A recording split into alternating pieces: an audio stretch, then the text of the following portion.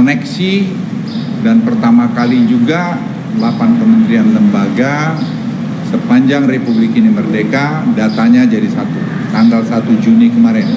Jadi sebenarnya tanggal 1 Juni kemarin itu ada peristiwa besar kalau menurut kami, karena datanya menjadi satu berbasis AI. Jadi semua data itu sekarang sudah terkoneksi dan mulai dibersihkan oleh AI. Kemarin kami beri contoh di DPR waktu kami dipanggil, bagaimana face recognition segera bisa menjawab masalah sanggar dalam 1 menit. Jadi pemerintahan Presiden Prabowo ini nanti GovTech ini akan menjadi satu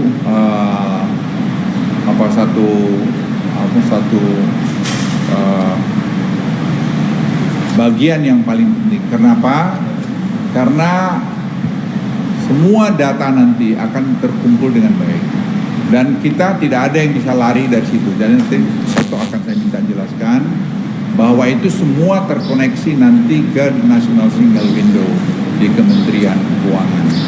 Ini saya pikir penting karena nanti dengan GovTech masuk, maka UMKM yang 64 juta itu kita akan grab supaya mereka itu juga ikut bagian yang 0,5% bayar pajak itu terlibat. Dan kalau itu terjadi maka kita juga tax ratio kita akan naik dari 9%-an sekarang mungkin ke 12 atau 13% over time. Dan dari situ juga kalau penerimaan negara akan meningkat cukup signifikan, nanti Pak Dedek juga bisa membantu. Itu ada peluang kita akan menurunkan pajak nanti ke depan. Dan juga ada peluang lagi untuk ciptakan lapangan kerja karena data GovTech yang begitu lengkap. UMKM baru bisa akan dibentuk tadi sejalan yang saya jelaskan mengenai makan bergizi. Karena MBG ini memang program yang sangat baik. Hanya pengelolanya memang perlu ditata dengan rapi. Dan tadi Presiden sudah memberikan arahan, kita akan bantu dari Dewan Ekonomi untuk menata pelaksananya sehingga jauh menjadi lebih bagus dari waktu yang lalu. Dan kemudian tadi juga Presiden beri arahan lagi mengenai International Financial Center Family Office yang nanti akan ada pertemuan sekitar bulan Juli di Bali, dan kita berharap itu ada potensi kira-kira mungkin berapa ratus miliar dolar yang kemungkinan masuk di Indonesia.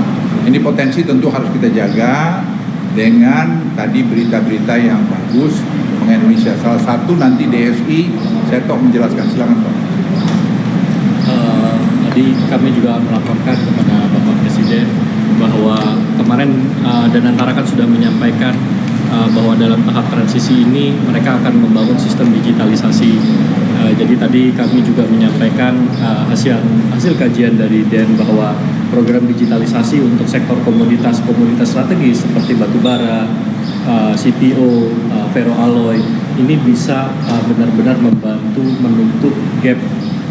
Tadi kalau yang selalu disampaikan oleh Bapak Presiden under invoicing, dari DEN juga sudah melakukan kajian beberapa komoditas ini, memang indikasi terjadinya under invoicing ini cukup nyata dan angkanya juga dalam hal jumlah ya miliar dolar itu juga bukan angka yang kecil.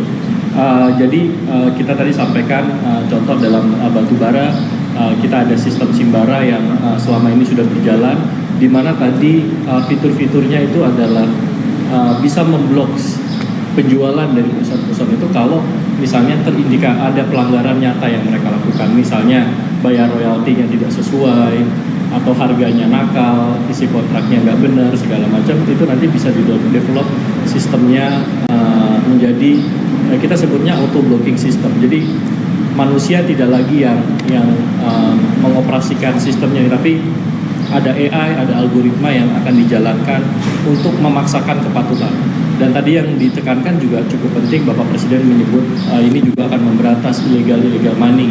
Karena dengan sistem ini akan ada traceability. Kita bisa cek nanti setiap ton CPO, setiap ton batu bara ini harus berasal dari sumber-sumber yang legal, tambang-tambang yang memang izinnya benar gitu. Jadi tadi kami menyampaikan bahwa DSI ini konteksnya bisa menjadi jauh lebih besar, bukan hanya sekedar isu under invoicing, tetapi juga bagaimana peningkatan tata kelola terhadap sumber daya alam kita, bagaimana Indonesia kita sebagai negara juga mendapatkan hak-hak yang tepat ya, yang tidak dipermainkan tentunya, dan nilainya tadi juga wajar. Termasuk tadi bagaimana diintegrasikan dengan DHE-nya ya. Jadi kita bisa men-track nanti setiap pengiriman ekspor apakah DHE-nya itu sudah masuk ke Indonesia atau belum. Karena ini juga jadi satu komponen yang penting dan itu bisa dimungkinkan semuanya dengan sistem digitalisasi yang saat ini sedang dibangun oleh DSI. Jadi nanti semua itu terkait ke National Single Window di Kementerian Keuangan, sehingga penerimaan negara pasti akan meningkat signifikan. Tadi yang seperti yang tadi saya jelaskan, hampir tidak mungkin orang lari dari situ karena kan kita monitor dan semua ini dibangun oleh anak-anak muda Indonesia dan kita tidak memakai uang yang berlebihan, kita pakai dana program. Dan saya kira kalau dulu kita ingat EKTP triliunan rupiah, ini sampai hari ini kita belum keluar berapa puluh miliar, jadi banyakan gaji. Lainnya otak, karena ini adalah bisnis otak dan ekosistem yang sudah ada kita sempurnakan, kita koneksikan. Itu saya kira yang menjadi sangat penting untuk disadari bahwa dengan GovTech ini nanti Presiden akan berkunjung ke Bali melihat untuk provinsi tanggal antara 6, 7, 8, 9 bulan Juli. Nah itu nanti akan jadi model. Tapi sekarang sedang berjalan di 42 provinsi, kabupaten kota, piloting untuk ini. Dan kemarin di Banyuwangi sudah berjalan dan sangat sukses. Kita belajar dari model ini. Nanti kalau 42 ini sukses, Oktober tahun ini akan roll out nasional. Seluruh 514 kabupaten akan terhubung dan kemudian tadi Presiden juga akan dilapori nanti semua BUMN baik Pertamina apa semua akan semua berbasis AI dan ini saya kira akan membuat penghematan tidak tahu berapa puluhan miliar atau mungkin ratusan miliar ke depan ini bukan hal baru, kita tidak meng-hire orang, kita mengerjakan pengalaman kita sejak mulai COVID yang lalu dengan Peduli Lindungi, e-katalog, Simbara, dan seterusnya. Saya kira itu yang sangat penting untuk kita sampaikan semua. Kita harus bangga menjadi orang Indonesia, jadi kita harus kompak, karena ini penting. Bahwa di sana sini ada yang kurang, ya kita perbaikin rame-rame, tidak bisa dikerjakan oleh satu orang. Dan tadi Presiden saya kira sangat jelas memberikan arahannya, kami laporkan juga semua, tadi yang negatif, surplus daripada semua, dan solusi.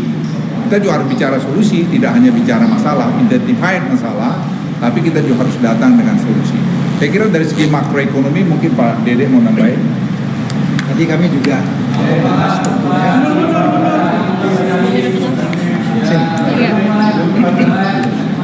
Tadi kami juga membahas tentunya perkembangan